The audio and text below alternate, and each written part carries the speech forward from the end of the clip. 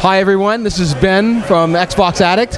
I'm here with Shawn Elliot, who's a level designer on Bioshock Infinite. Hi everyone. The marathon is almost over, so how does it feel to be this close to release? It feels really good, just considering that, honestly, from the very beginning, we felt that we had, we had big shoes to step into, because Bioshock 1 was so well received, and going and taking into a new environment, all new characters. At the time, it was a big concern. We were like, are we going to be able to do this? Have we correctly identified the core DNA of Bioshock, which instead of being the specific place of rapture and all that, is actually a place you can go to that has a history of its own. That when you step into it, you feel that just by observing and by walking around, you can learn something about the people who live there and about the people who made the world. But yeah, now I think it's ready to go, and the only nervousness is just waiting to see what people think of it. Okay. And as a level designer, you have a big part to play in that role, because obviously, compared to the original Bioshock, which was a little bit more claustrophobic, more shooterish, this is a much more open world from what we can see. Yeah, it's a very different space. Yeah, just like you're saying, the original Bioshock, it solves a lot of its problems. Like, from a combat point of view, if you're about to get in a fight, because you're walking in a fairly, even though it's not a totally linear space, you're moving forward down a hallway. Guys come around the corner, you know where they're at. Suddenly, and for the most part, all the distances and ranges that you engage people at in the original Bioshock, they're fairly static compared to what you have here.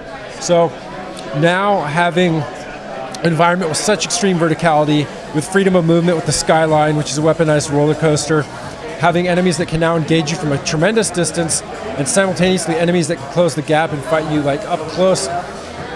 It was a big trick. And then for the builders, which is on the art side, the guys that actually, did the final shaping of what the place looks like, there's just so many questions to answer. Like, what is a city in the sky? How do you make it so that it feels plausible but still feels fantastic?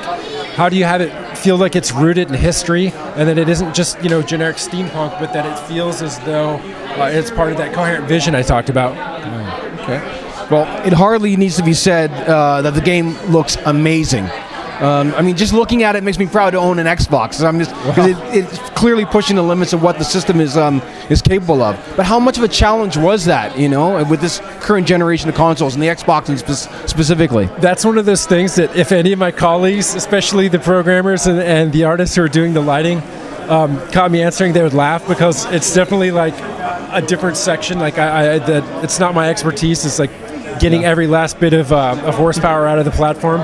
I'm the guy actually who will put stuff in, and they'll come yell at me and say, no, you can't do that, or we need to find a way to let you do that. So it's kind of nice to have the people there that can rein you in when you want to go a little crazy.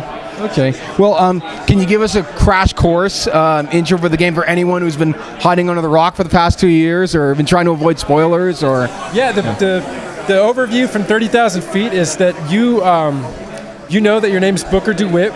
You know your mission is to find the girl, you're given her photograph, and you're supposed to wipe away the debt. Who the girl is, what the debt is, and who you owe the debt to are questions that remain to be answered in the course of play, So there's quite a bit of mystery at the beginning. But right off the bat, your search for the girl who turns out to be Elizabeth, or her name's Elizabeth rather, takes you to the city of Columbia. It's just this city floating in the sky. It's 1912.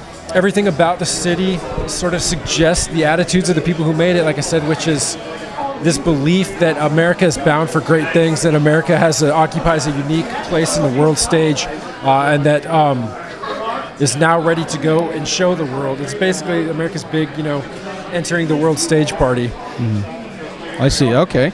And more specifically to gameplay now. One of the big mechanics of the game are vigors, right? Which are essentially your powers, from what we understand. And how many of these powers are in the game? Vigors are a lot like the plasmids from Bioshock, the original Bioshock, which they complement your standard ballistic weapons where you're shooting guns and stuff by giving you an arsenal of. I'm trying to think. They add flavor and they add expression to the regular weapon set that you have. There's about 8 or 9 of them. But each one has 2 uses, so altogether, you can double that number. Murder Crows is an example of a vigor we have. When you use it, you send out a blast of a bunch of crows, and they begin pecking people, tearing at their eyeballs and stuff, and it stuns them and distracts them so that you can, run by and attack someone else, or do extra damage to them.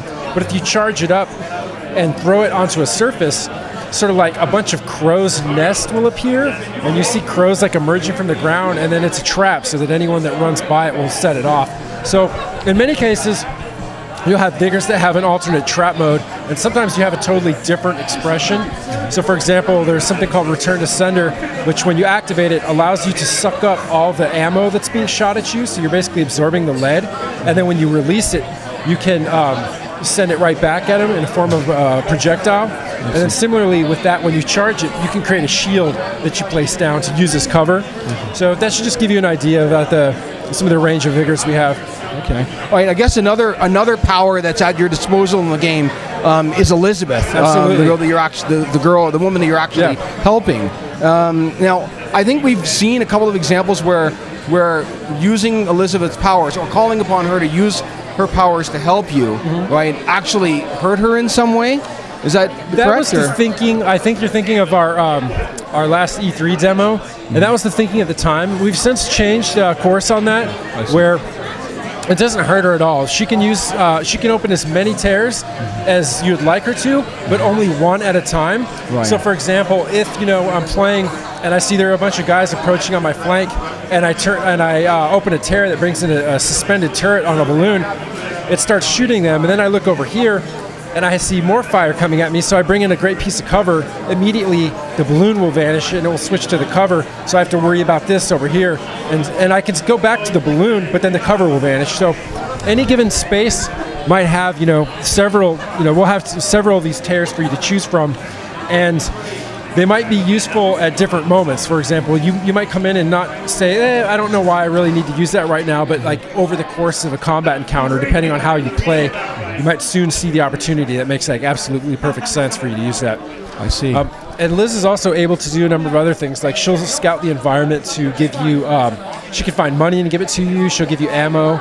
So like you might be in the middle of a battle and you're firing your gun, and next thing you're dry firing, meaning you're out of ammo and you're pulling the trigger. All of a sudden she's like, hey Booker, I've got some ammo, do you want it? And you can opt in and catch it, she'll throw it right to you. She can give you health packs similarly, and she can pick locks. So, if you find anything where you can imagine might be locks, safes and stuff, gates, things like that, you can collect lockpicks and she'll do that. Okay. Once you've actually met with Elizabeth, are you basically stuck together? Will there be times where you'll be on your own again, or? I'll leave that for people to find out, but I mean, we've said from the beginning that she's a very integral part of the story, so you can imagine she's going to be there a great deal of the time. How many hours of gameplay would be in Bioshock for someone who's actually looking to unlock everything and explore everything?